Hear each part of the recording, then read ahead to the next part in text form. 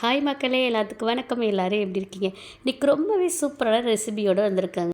நம்ம மெரினா பீச்சில் செய்கிற மாதிரி ஃபிஷ் ஃப்ரை, அதுவும் நம்ம சுந்தரி அக்கா சொல்கிற மாதிரி அன்பும் பாசமும் போட்டு செஞ்சு பாருங்களேன். இதோட டேஸ்ட்டு தாறுமாறாக இருக்குங்க. இந்த மீன் வறுவலை அந்த பொடியை தூவி வறுத்தா இது டேஸ்ட்டே அந்த பொடி தாங்க. சரி வாங்க பண்ணலாமா? நீங்கள் இந்த மீனில் தான் செய்யணும்லங்க, எல்லா மீன்லையுமே செய்யணும், ரொம்பவே டேஸ்ட்டாக இருக்கும். நான் எல்லா மீனையும் க்ளீன் பண்ணி எடுத்துக்கிட்டேன். இப்போ 1½ ஸ்பூன் மிளகாத்தூள் எடுத்துருக்கேன்.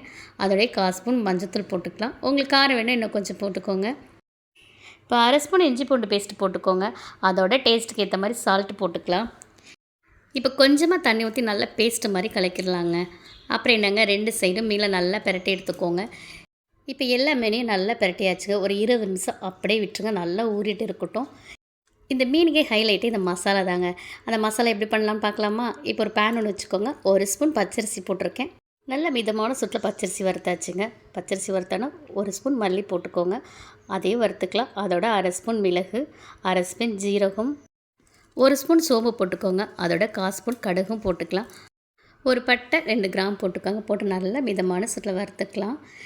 கருவேப்பிலை ஒரு கொத்து போட்டுக்கோங்க. 3 வரமிளகா போட்டுக்கலாம். 1 ஸ்பூன் தேங்காய் துருள் எடுத்திருக்கேன். அதையும் போட்டு நல்லா கோல்டன் ப்ரௌன் வர வரையும் வறுத்து எடுத்துக்கோங்க. முக்கியமாக தீஞ்சிடக்கூடாதுங்க.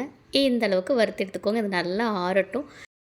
இப்போ மிக்ஸி ஜார் ஒன்று எடுத்துக்கலாம். இதை நல்லா ட்ரை பவுடராக நுணுக்கி எடுத்துக்கோங்க. இந்த மசாலா எடுத்து அப்படியே மீன் மேலே தூவிடலாங்க. 2 பக்கமும் தூவி எடுத்துக்கலாம். இப்போ கடாயை வச்சுக்கோங்க. இப்போ மீன் வறுக்கிறதுக்கு எண்ணெய் ஊற்றிக்கலாம். இப்போ எல்லா மீனையும் நம்ம வறுத்தெடுக்க போகிறோம்.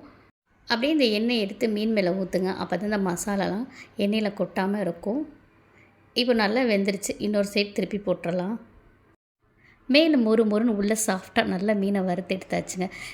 அப்படியே சுட சுட இந்த மீன் மேலே கொஞ்சமாக லெமன் புழிஞ்சு அந்த பொடியை தூவி சாப்பிட்டிங்கனாலும் இதோட டேஸ்ட்டு அப்படி இருக்குங்க.